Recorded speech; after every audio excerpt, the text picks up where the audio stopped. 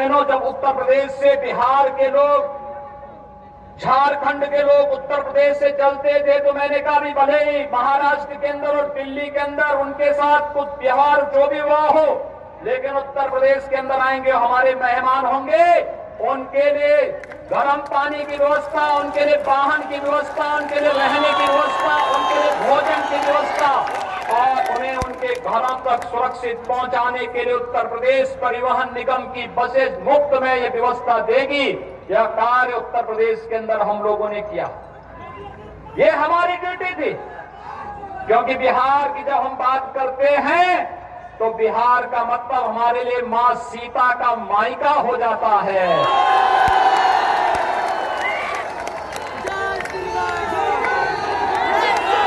और इसलिए मेरा एक दायित्व बनता है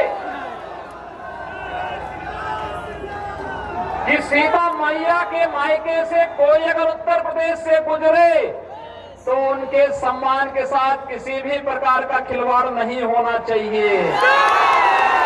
शंभू शरण, मोहम्मद शमसुद्दीन, साध्वी लक्ष्मी माँ, गणेश पासवान, कामेश्वर सिंह, श्री ओम भारती बाबा, श्री कुमार प्रणय, श्री ब्रह्मदेव। आप सबने इतने पूर्वाहन में ही दिखाया है, वह उत्साह हम सबके लिए बहुत बड़ा सम्मान है। भाइयों बहनों, आज मैं आप सबके बीच में आप सबसे अपील करने के लिए आया हूं। आप सब जानते हैं कि भारतीय जनता पार्टी की जो प्रत्याशी हैं सुश्री श्रेयसी सिंह जी, उनका अपना स्वयं का व्यक्तित्व है, देश का और बिहार का नाम, जमुई का नाम उन्होंने देश और दुनिया के अंदर तो रोशन किया ही है।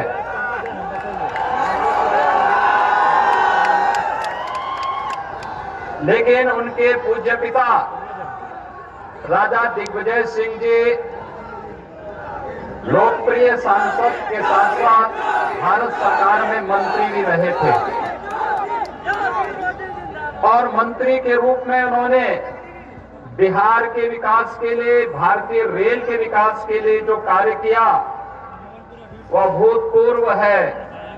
आज वे हमारे बीच में नहीं है, मैं उनको विनम्र श्रद्धांजलि अर्पित करता हूं और आप सबसे ये अपील करने के लिए मैं आया हूं कि अपने बिहार की इस बेटी को पूरे सम्मान के साथ उनके पूज्य पिता के नक्शे कदम पर चलने के लिए, विकास के लिए जिस समर्पण भाव के साथ उनके पूज्य पिता ने, उनकी पूज्य माता ने उन्हें विकास के लिए, बिहार के उत्थान के लिए जो संस्कार दिए हैं, उसमें बिहार के और खासतौर पर जमुई विधानसभा क्षेत्र की जनता का मोहर लगना चाहिए। ये अपील करने के लिए मैं आज आपके बीच में आया हूं। भाइयों बहनों, हम सब आपके लिए तो दोहरे फायदे।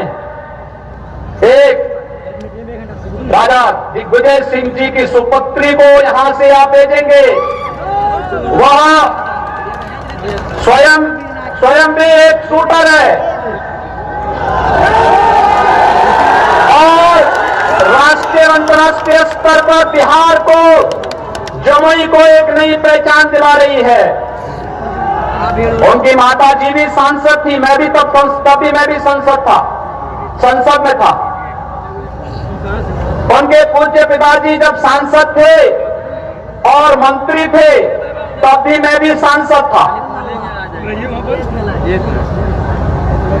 वास्तव में विकास की जो सोच उनकी थी, उस विकास की विरासत को आगे बढ़ाने के लिए आप सबसे अपील करने के लिए विशेष रूप से मैं आज आपके बीच में यहां पर आया हूं।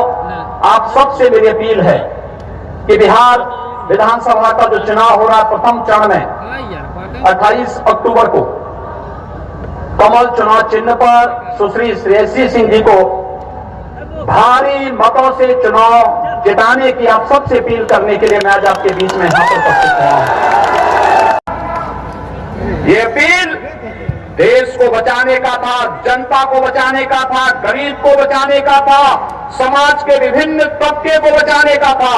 और इस महामारी के दौरान भी जब दुनिया सोच ही रही थी क्या करना है, प्रधानमंत्री मोदी जी ने लॉकडाउन की घोषणा की और लॉकडाउन के साथ ही गरीब कल्याण पैकेज की घोषणा भी कर दी। भाइयों बहनों, मुझे आश्चर्य होता है, पिछले लगातार अप्रैल माह से और गरीब को मुफ्त में राशन देने की व्यवस्था प्रधानमंत्री मोदी जी के कारण देश के अंदर प्रारंभ हुआ। रसोई गैस का निःशुल्क सिलेंडर मिलेगा, इस दौरान वह भी संभव हो पाया। आप ये भी देख रहे होंगे, बहुत सारे लोग ऐसे हैं जिनके लिए परिवार ही पार्टी है और पार्टी ही देश है, इसके सिवाय वे बाहर देख ही नहीं सकते। आपने देखा होगा, राजद के पोस्टर में 4 लोग एक ही परिवार के हैं, 5वें किसी का कोई चित्र नहीं। रघुवंश बाबू ने ये बात अपने अंतिम समय में कह दी थी, जीवन भर समाजवादी रहे बाबू रघुवंश प्रसाद सिंह जी ने ये बात कह दी थी लालू जी को कि आपके यहाँ तो लालू जी आपकी फोटो, राबड़ी देवी जी की फोटो और आपके दोनों पुत्रों के फोटो के अलावा 5वें की फोटो क्यों नहीं आती है आपके यहाँ। और यही तो मैं कहना चाहता हूं भाइयों बहनों, ये लोग देश के बारे में नहीं सोच सकते, बिहार के बारे में नहीं सोच सकते। अगर सोचा होता कांग्रेस ने, राजद ने, इन लोगों ने देश के बारे में, समाज के बारे में सोचा होता तो हर गरीब योजना उन्हीं के समय में मिल गई होती। इन लोगों के पास विकास की कोई सोच नहीं थी। ये लोग विकास नहीं चाहते थे, गरीबों का उत्थान नहीं चाहते थे। 2004 से लेकर 2014 तक कांग्रेस नेतृत्व की सरकार रही, लेकिन भाइयों बहनों इन्होंने विकास नहीं किया। राजद उसमें सहयोगी था, इन्होंने विकास नहीं किया, लेकिन एक एक घोटाला पे घोटाला होता गया। देश को बेचने की स्थिति में इन लोगों ने पहुंचा दिया। 2014 में हम देश की जनता का अभिनंदन करते हैं जिन्होंने प्रधानमंत्री के रूप में मोदी जी का अभिषेक किया और मोदी जी ने आने के बाद पूरे देश के अंदर योजनाएं देनी प्रारंभ की, बिना भेदभाव के मतदान दिया। जब मोदी जी ने मतदान दिए, देश के अंदर पिछले 6 वर्ष के दौरान 3 करोड़ से अधिक गरीबों को एक आवास मिला है। 8 करोड़ से अधिक लोगों को रसोई गैस का निःशुल्क कनेक्शन उपलब्ध कराया गया है। 4 करोड़ गरीबों को निःशुल्क विद्युत के कनेक्शन उपलब्ध करवाए गए हैं। 50 करोड़ लोगों को 5 लाख रुपए सालाना आयुष्मान भारत का स्वास्थ्य बीमा का कवर दिया गया है। ये जो योजनाएं 12 करोड़ किसानों को प्रधानमंत्री किसान सम्मान निधि का लाभ दिया गया है, ये जितना लाभ दिया गया है क्या किसी की जाति देख करके, किसी का मत और मजहब देख करके किया गया? नहीं, जो गरीब था उसको दे दिया बिना भेदभाव के। यही है सबका साथ और सबका विकास। कोई भेदभाव किसी के साथ नहीं किया, सबको देंगे, सबका साथ और सबका विकास करने के भाव के साथ प्रधानमंत्री मोदी जी ने अपनी योजनाएं चलाई और योजनाओं का लाभ गरीब को, गांव को, किसान को, नौजवान को, महिलाओं को, समाज के प्रत्येक तबके को देने का कार्य किया। भाइयों बहनों, जो भारत का हितैषी है वह हर व्यक्ति आज प्रधानमंत्री मोदी जी के साथ कदम से कदम मिलाकर के चल रहा है। अपने फोन को पहले तो एक काम करना कि यहां से जाएंगे, चुनाव प्रचार करने के बाद स्नान करके, और इस बात को जरूर ध्यान में रखेंगे कि हम लोग 2 गज की दूरी और मास्क जरूरी के इस मंत्र का पालन करेंगे। दूसरा, मोबाइल फोन लेकर के जमुई विधानसभा क्षेत्र के प्रत्येक परिवार के प्रत्येक सदस्य का फोन नंबर लेकर के, और अपने स्तर पर कोई आपका मित्र होगा, कोई नातेदार होगा, कोई रिश्तेदार होगा, कोई शुभचिंतक होगा, उन सबके घर घर में जाकर के भी और मोबाइल फोन से भी अपील करना है। अपील करिए भाजपा को जिताने की। बिहार के अंदर भी जहां भारतीय जनता पार्टी जदयू गठबंधन के प्रत्याशी हैं, उनको जिताने की प्रयास होना चाहिए। भारी बहुमत से चुनाव जीत करके जाएंगे। बिहार को फिर से कुशासन की ओर नहीं आने देंगे। विकास और सुशासन का बिहार का मॉडल, इसे आगे बढ़ाने का कार्य करेंगे। यही अपील करते हुए मैं आप सबसे 28 अक्टूबर को सुश्री श्रेयसी सिंह जी को कमल चुनाव चिन्ह पर भारी मतों से विजयी बनाने की अपील करते हुए वाणी को देता हूं विराम। जय जय श्री राम। मोदी जी से भगवान राम के भव्य मंदिर का शिलान्यास भी करा करके आ गए हैं। भव्य मंदिर का निर्माण अयोध्या के अंदर चल रहा है। 492 वर्षों की कसक को मोदी जी ने पूरा करते हुए अयोध्या में भगवान राम के भव्य मंदिर के निर्माण का कार्य भी प्रशस्त कर दिया है। और इसलिए भाइयों बहनों, आज मैं आप सबसे कहने के लिए आया हूं, कोरोना कालखंड था, मैं नहीं तो बिहार के हर विधानसभा क्षेत्र से और हर गांव से लोगों को बुलाने वाला था अयोध्या। क्या आइए अयोध्या में। अयोध्या में भगवान राम की यश और कीर्ति के अनुरूप उनका भव्य मंदिर का निर्माण भी होगा और प्रधानमंत्री मोदी जी के नेतृत्व में भारत दुनिया के अंदर इस यश और कीर्ति को कोने कोने में पहुंचाने का कार्य करेगा। इसमें कोई संदेह किसी को नहीं होना चाहिए।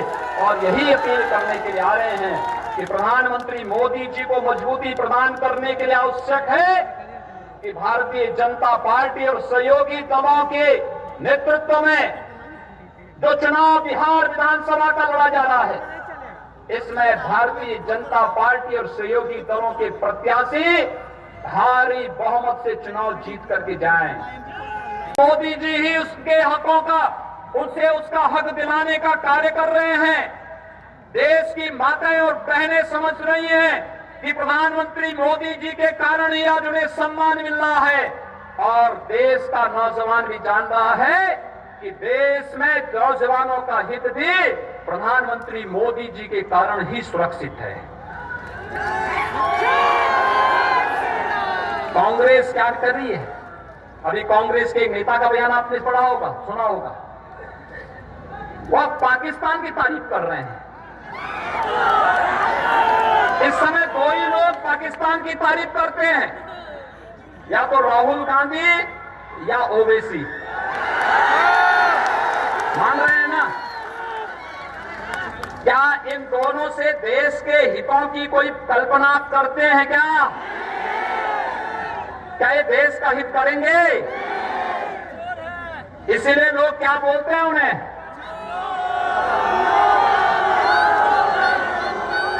भाइयों बहनों, ये लोग कभी देश के हित के बारे में नहीं सोच सकते। देश के दुश्मन जो भारत के अंदर आतंकवाद फैला रहा हो, जो उसके हित की बात कर रहा हो, उससे उम्मीद ही क्या कर सकते हैं आप?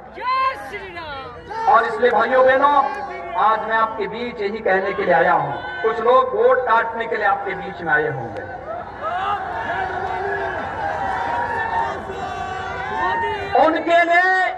उनके लिए देश का हित नहीं, उनके लिए बिहार का हित नहीं, उनके लिए स्वयं का हित महत्वपूर्ण है। ऐसे लोगों को राजनीति में रहने का कोई अधिकार नहीं होना चाहिए। राजनीति से उन्हें एकदम जनता जनार्दन को चाहिए। लोकतंत्र में जनता जनार्दन का स्वरूप है और जनता को चाहिए कि ऐसे लोगों को अपना जनार्दन का स्वरूप दिखा करके राजनीति के हाशिए में फेंकने की आवश्यकता है। शपथ ली तब प्रधानमंत्री मोदी जी ने कुछ बात कही थी।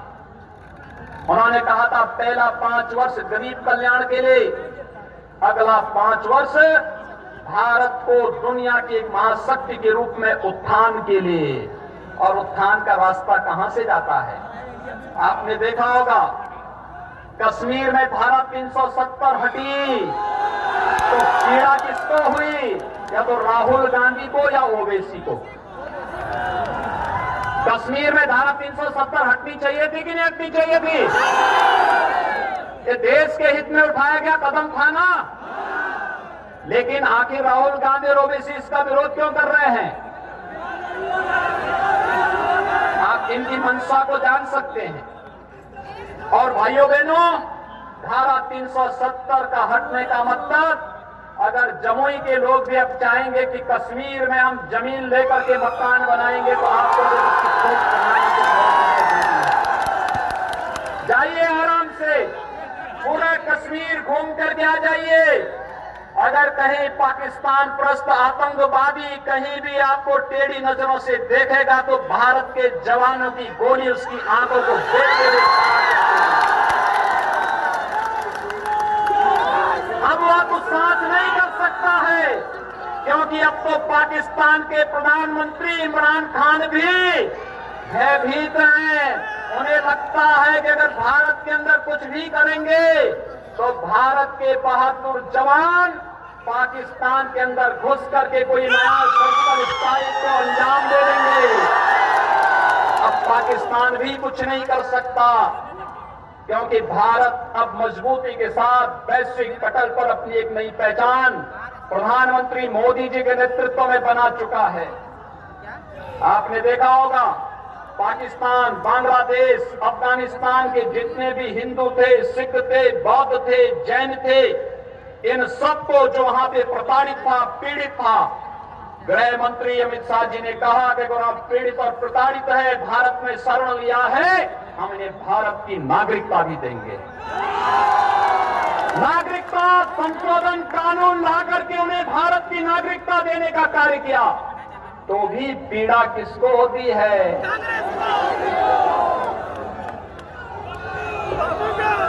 और पिछली बार लोकसभा चुनाव में जब मैं बिहार आया था तो बिहार के लोग मुझसे एक बात पूछते थे कि आप उत्तर प्रदेश के मुख्यमंत्री हैं। मैंने कहा कि बताओ कि अयोध्या में भगवान राम का मंदिर कब बनेगा?